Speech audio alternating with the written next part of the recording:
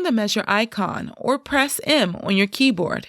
You will be prompted to calibrate the tool. Here I measure the distals of the centrals inside the patient's mouth. You can also measure on the scan. The only requirement is that you have an accurate value. Once the tool is calibrated, you can start measuring.